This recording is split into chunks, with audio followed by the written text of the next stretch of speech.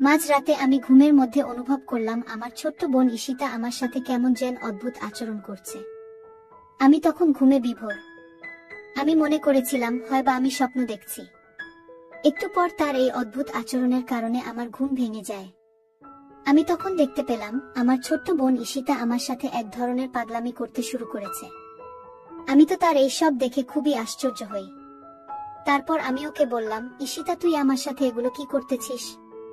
তুই লজ্জা শরমের মাথা খেয়ে ফেলেছিস নাকি? আমি তোর আপন বড় ভাই, তারপরও তুই? ঈশিতা কোনো কথা না বলে তার ইচ্ছা পূরণের আশায় আরো বেশি পাগলামি করছে। রুমের মধ্যে ছোট্ট বোনের এমন আচরণ দেখে আমি রীতিমতো আশ্চর্য হয়ে যাই। আমি তখন ঈশিতার চোখে মুখে শুধু বাসনার রং দেখতে পাচ্ছিলাম। আমি কয়েকবার না করার পরেও সে কোনোভাবে আমার বাধা মানছিল না। আমার ছোট্ট বোন হয়েও সে কি যেন অদ্ভুত এক সুখের আশায় আমাকে একটা ধাক্কা মেরে ফেলে দিয়ে ও আমার সাথে যা করলো তা শুনলে আমি গ্যারান্টি দিয়ে বলতে পারি তোমাদের পানি চলে আসবে। তাই বন্ধুরা, তোমাদের পায়ে ধরে বলি, অন্তত আজকের ভিডিওটি শুরু থেকে শেষ পর্যন্ত দেখো। গল্পটি শেষ পর্যন্ত শোনার জন্য তোমাদের সকলের কাছে আমার বিশেষ অনুরোধ রইল। হ্যালো বন্ধুরা, আমি শরীফুল ইসলাম শিমুল। বর্তমানে আমার বয়স 24 বছর। আমি পড়ালেখা শেষ করে একটা প্রাইভেট কোম্পানিতে চাকরি করছি। আমার বাড়ি সুনামগঞ্জ, কিন্তু চাকরির সুবাদে আমি সিলেট থাকি। আমার পরিবারে আমি, মা, বাবা আর ছোট্ট বোন ঈশিতা। আমার ছোট্ট বোনের বয়স 17। ওই বছরে এসএসসি পরীক্ষা দিবে। বাবা সুনামগঞ্জ শহরে কাঠের ব্যবসায় করেন আর মা গৃহিণী। এবার আসি আসল ঘটনায়। সামনে আমার ঈদের ছুটি, তাই বাড়ি যাওয়ার প্রস্তুতি নিলাম। বাড়ির সবার জন্য কেনাকাটা করলাম। ছোট্ট বোন ঈশিতার জন্য একটা 3 পিস ও একটা কালো বোরকা কিনলাম। বাবার জন্য পাঞ্জাবি ও মার জন্য কাপড় কিনলাম। সবার জন্য কেনাকাটা করে আমার অনেক খুশি লাগছিল। ট্রেনের টিকিট আগেই কেটে রেখেছিলাম, তাই ঈদের 4 দিন আগে বাড়ি দিকে রওনা দিলাম। আর একটা কথা, আমি প্রায় 1 বছর পর বাড়ি যাচ্ছি।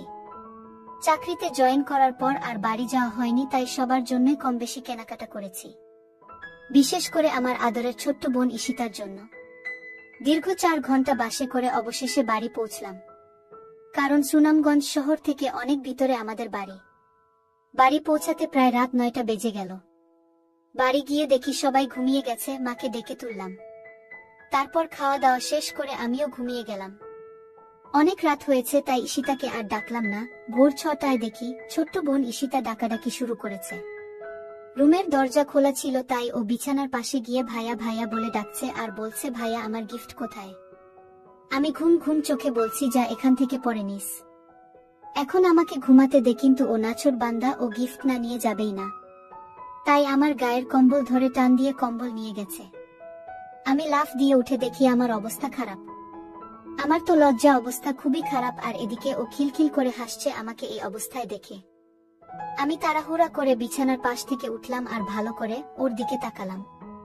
ওকে যেন আমি চিনতে পারছি না। এই 1 বছরে কত বড় হয়ে গেছে। একেবারে অচেনা লাগছে তার রূপ আর সৌন্দর্য যেন উপচে পড়ছে।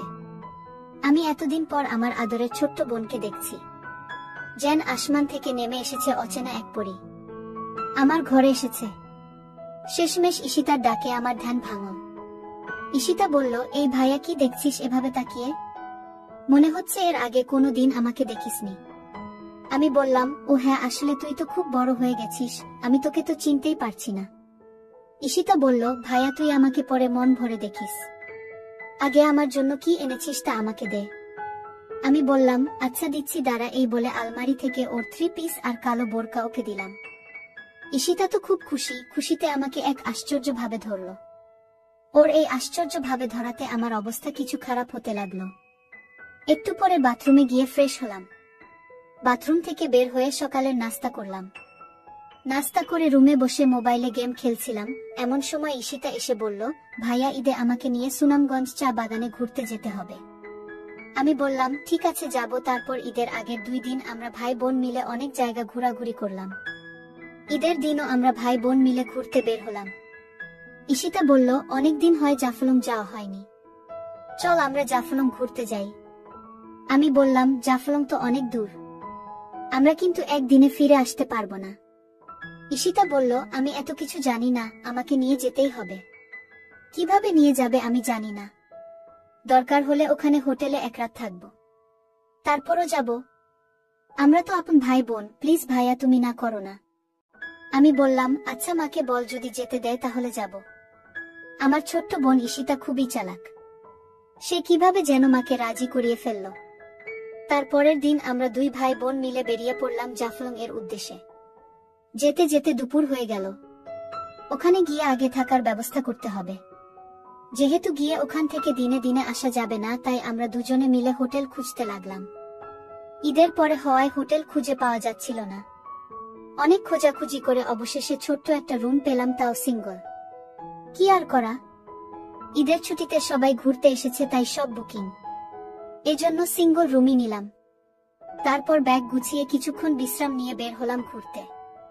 ঈশিতা এমন পোশাক পরেছে যা দেখে বুড়ো থেকে জোয়ান পোলাপান সবাই শুধু ওর দিকে ভে করে তাকিয়ে থাকে। আমার অনেক রাগ হচ্ছে, কিন্তু কাউকে কিছু বলতেও পারছি না। এর মধ্যে এক ছেলে আর এক ছেলেকে বলছে, দেখরে ওই পাগলে একটা জিনিস পাইছে। আরেক ছেলে বলল, বন্ধু ওই মদনের কপালটা খুব ভালো।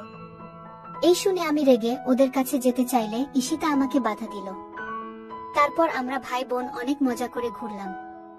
সারাদিন ঘুরে হোটেলে ফিরলাম সন্ধ্যায়। তারপর আমরা ভাই বোন মিলে রুমে গিয়ে ফ্রেশ হয়ে আবার হাঁটতে বের হলাম। আমাদের সাথে পাশের রুমের নতুন বিবাহিত স্বামী স্ত্রী জুটি বের হলো। তারা আমাদের ডাক দিয়ে বলল, আপনারাও কি হাঁটতে বের হচ্ছেন? ঈশিতা বলল, হ্যাঁ। আপনারাও কি হাঁটতে বের হলেন? ওনারা বলল, হ্যাঁ। আমরা বের হলাম। ছেলেটা বলল, চলুন না, আমরা একসাথে হাঁটি। এলাকাটা পরিচিত না, তাই লোক বেশি হলে ভয় লাগবে না। আমরাও রাজি হলাম। তারপর গল্প করতে করতে তাদের সাথে পরিচিত হলাম। ছেলেটার নাম হলো রাকিব আর মেয়েটার নাম পায়েল। হঠাৎ করে পায়েল বলে উঠল, আপনাদের না দুজনের খুবই মানিয়েছে। মেয়েটির কথা শুনে আমি ভ্যাবাচ্চাকা খেয়ে গেলাম। তখন কি বলবো বুঝতে পারছি না। তখন ঈশিতা বলল, আপনাদেরও খুব মানিয়েছে। কয় মাস হয়েছে আপনাদের বিয়ে হয়েছে? তখন রাকিব বলল, 2 মাস। তারপর সিয়াম বলল, আপনাদের কতদিন হল বিয়ে হয়েছে? আমি কিছু বলতে যাব, ঠিক তখনই ছোট্ট বোন ঈশিতা বলে উঠল, এই তো কিছুদিন। আমার যেন আকাশ ভেঙে মাথায় পড়ল। আমার বোন এসব কি বলছে? তখন রাকিব বলল, তাহলে তো আপনারা একদম পারফেক্ট সময়ে হানিমুনে এসেছেন। কিন্তু আমাদের একটু দেরি হয়ে গেল। আসলে অফিস থেকে ছুটি ম্যানেজ করতে করতে 3 মাস পেরিয়ে গেল। তারপরে পায়েল বলল, শুরু করলো, আপনাদের কি প্রেমের বিয়ে না অ্যারেঞ্জ ম্যারেজ? ঈশিতা বলল, প্রেমের বিয়ে। এদিকে আমার রাগে গাছ বলছে, ঈশিতা কেন মিথ্যা কথা বলছে? ঈশিতা কেনই বা ওদের সাথে এত নাটক করছে? হাঁটতে হাঁটতে রাত 9টা বেজে গেল। তখন আমরা সবাই আবার হোটেলে ফিরে আসলাম। এসে খাওয়া দাওয়া করে রুমে যাচ্ছিলাম ঘুমানোর জন্য। তখন রাইসা বলে উঠল, গুড নাইট, হ্যাপি হানিমুন। মজা করে টাইমগুলো কাটান, এই টাইম আর ফেরত পাবেন না। ঈশিতাও কম না, সে বলে উঠল, আপনারাও মজা করুন, আমরা তো আজ রাতভর মজাতেই থাকব। আমি রুমে ঢুকে ঈশিতাকে বলতে শুরু করলাম, ঈশিতা তুই এসব কি শুরু করেছিস? আমরা ভাই বোন, তুই কি সব ভুলে গেছিস? ঈশিতা বলল, ভাইয়া কি করব বল। ওরা এমন ভাবে কথা বলা শুরু করবে বুঝতে পারিনি। ভাবলাম 2-একটা কথা বলে আলাদা হয়ে যাব, বা এমন পর্যায়ে পড়ে গেলাম যে আর বলার সুযোগই পেলাম না। এখন আর কি করা? এখানে 2-4 দিন না হয় আমরা স্বামী স্ত্রী হয়ে কাটিয়ে দেই। আমি বললাম, মানে তুই কি বলছিস? ঈশিতা বলল, আরে ভাইয়া তোমাকে তো আর সত্যি সত্যি স্বামী হতে বলছি না, শুধু অভিনয় করতে বলছি ওদের সামনে। আমি বললাম, ওহ, তাহলে শেষ পর্যন্ত আপন বোনের স্বামী হতে হবে। আচ্ছা ঠিক আছে, আজ থেকে তুই আমার বউ। ঈশিতা বলল, ছি ভাইয়া, তুই এগুলো কি বলছিস? আমি শুধু অভিনয় করতে বলছি, বাস্তবে হতে বলিনি। আমি বললাম, ওই আর কি, ঠিক আছে, অনেক রাত হয়েছে, এখন ঘুমা, কালকে অভিনয় করব। তারপর ঈশিতা আর আমি ঘুমিয়ে গেলাম। মাঝ রাতে ঘুমের মধ্যে আমি অনুভব করলাম আমার ছোট্ট বোন ঈশিতা আমার সাথে কেমন জানি আশ্চর্য আচরণ করছে। তখন আমি গভীর ঘুমে। আমি মনে করেছিলাম হয়বা আমি স্বপ্ন দেখছি। একটু পরে তার ওই আচরণের কারণে আমার ঘুম ভেঙে যায়। তখন আমি দেখতে পেলাম আমার ছোট্ট বোন আমার সাথে এক ধরনের পাগলামি করতে শুরু করেছে। আমি তার এই সব দেখে খুবই অবাক হলাম। তারপর আমি তাকে বললাম, ঈশিতা, তুই আমার সাথে এসব কি করতেছিস? তুই কি লজ্জার শরমের মাথা খেয়ে ফেলেছিস নাকি? বন্ধুরা, ভিডিও মাঝখানে একটা কথা বলতে চাই। আমি তোমাদের আনন্দ দেওয়ার জন্য খুব কষ্ট করে ভিডিও বানাই, তাই তোমাদের কাছে অনুরোধ থাকবে অবশ্যই এই ভিডিওটি দেখে একটি লাইক করবে এবং সামিয়া ব্লগ চ্যানেলটি সাবস্ক্রাইব করে পাশে থাকবেন। আমি তোর আপন বড় ভাই। এরপরেও আমি লক্ষ্য করলাম আমার ছোট্ট বোন ঈশিতা কি যেন এক ইচ্ছা পূরণের আশায় আরো বেশি পাগলামি করছে। রুমের মধ্যে ছোট্ট বোনের এমন আচরণ দেখে আমি রীতিমতো হতবাক হয়ে গেলাম। তখন আমার ছোট্ট বোনের চোখে মুখে শুধু বাসনার রং দেখতে পেয়েছিলাম। আমি কয়েকবার না করার পরেও সে কোনোভাবে আমার বাধা মানছিল না। আমার ছোট্ট বোন হওয়ার পরেও সে কি যেন এক বিশেষ সুখের আশায় আমাকে একটা ধাক্কা মেরে ফেলে দিল। তারপর সে যেন একেবারে পাগল, মানে একেবারে উন্মাদ হয়ে গেল। আমার ছোট্ট বোনের যে এটা কৌশল তা আমি জানতাম। 5 মিনিটের মাথায় আমার ঘুমন্ত আর নিস্তেজ অবস্থায় তাকে এমন করে দিল। আমার কাছে মনে হলো যেন আমি আর কোনোভাবে থাকতে পারছি না। তার আশ্চর্য কৌশলের জাদু পেয়ে আমি তো প্রায় উন্মাদ হয়ে গেছি। সবশেষে আমার এমন অবস্থা হলো, তখন আমি বন্ধুরা সেই বিষয়টা আর ভাবার কোনো সুযোগ পেলাম না যে কে ভাই আর কে বোন। তখন শুধু মনের মধ্যে একটাই ইচ্ছা, পাশে থাকা মেয়েটিকে আপন করে পাওয়ার। কিন্তু মেয়েটি যে আমার আপন বোন তা আমার মাথায় নেই। এই সময় বন্ধুরা এমন অবস্থা হয়, তখন কোনো কিছু বোঝার অবস্থা থাকে না। আমারও ঠিক সেই রকমই হয়েছিল। আমার কাছে মনে হয়েছিল যেন আমি মোমো, আর আমার পাশে যেন আগুন জ্বালিয়ে রাখা হয়েছে।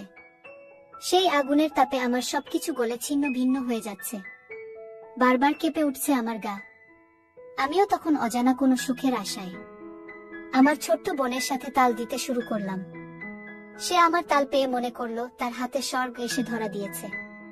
তখন আমি সিদ্ধান্ত নিলাম যা হবার হবে। এখন যে কঠিন সময় আমার কাছে এসেছে তার মোকাবেলা আমাকে করতে হবে। ছোট্ট বোনের কাছে কোনো কিছুতেই আমাকে পরাজিত হতে দেওয়া যাবে না। তারপর আমি চরমভাবে নেমে গেলাম। যদিও আমার ছোট্ট বোন আমার থেকে 6 বছরের ছোট্ট। প্রথম আমি ভাবছি হয়তো সে আমার সাথে কুলিয়ে উঠতে পারবে না। তারপর আমি যা দেখলাম তাতে তো আমি পুরোই আশ্চর্য। প্রায় 1 থেকে 1.5 ঘন্টা একনাগাড়ে প্রদর্শন করার ফলেও সে বিন্দু পরিমাণ ক্লান্ত হয় নাই। প্রায় 1 থেকে 1.5 ঘন্টা পর কোনো এক রূপকথার রাজ্য থেকে মনে হলো আমরা পৃথিবীতে ফিরে এসেছিলাম। বন্ধুরা, তারপরেও সেখানে আরো একদিন থেকেছিলাম। আর সেই একদিনেও আমার ছোট্ট বোনের সাথে আমার এইরকমই হয়েছিল। বন্ধুরা, ঘটনাটি আমার অতীতের একটি অপ্রত্যাশিত ঘটনা, যা হয়তো তোমাদের বিশ্বাস হবে না। তারপরেও এটাই সত্যি। বন্ধুরা, এই পৃথিবীতে হয়তো এরকম কিছু ঘটনা ঘটে যা কখনো বিশ্বাসের অযোগ্য বলে মনে হয়। তারপরেও ওইসব ঘটনা বাস্তব। আমার ক্ষেত্রেও ঠিক তেমনি হয়েছিল। সবশেষে আমি তোমাদেরকে বলবো, বন্ধুরা, যখন কোনো ছেলে অথবা মেয়ে সাবালক হয় তখন প্রত্যেকটা মানুষ, মানে ভাই হোক, বোন হোক অথবা বাবা বা অন্য যে কেউ হোক না কেন, তাদের সকলের শালীনতার থাকা প্রয়োজন। একসাথে বসবাস করা, একসাথে থাকা, সবকিছু থেকে পৃথক থাকাই উচিত। এতে করে মানুষের ইচ্ছা কম থাকবে। তাহলে হয়তো এরকম ধরনের নিষিদ্ধ দুর্ঘটনা আমাদের সমাজে কম হবে। আর সবচেয়ে বড় কথা হচ্ছে, আমাদের সমাজে যে সমস্ত লোকেদের এরকম ধরনের মন মানসিকতা, তাদের প্রত্যেকেরই চরিত্রটা সংস্কার করা প্রয়োজন। বন্ধুরা, আজকে এই পর্যন্তই। আবারও আসব তোমাদের মধ্যে নতুন কোনো গল্প নিয়ে। গল্পটি যদি তোমাদের ভালো লাগে তাহলে একটি লাইক দাও। প্রতিদিন রাতে আমি তোমাদেরকে এরকম মজার মজার নতুন গল্প উপহার দিব। তাই তোমাদের বিশেষ অনুরোধ করে বলছি, তোমরা যদি এরকম ধরনের মজার গল্প পেতে চাও তাহলে দয়া করে আমার পায়েল ব্লগ চ্যানেলটি সাবস্ক্রাইব করো। অবশেষে তোমাদের সবার সুস্বাস্থ্য কামনা করি। ভিডিওটি দেখার জন্য তোমাদের সকলকে অসংখ্য ধন্যবাদ।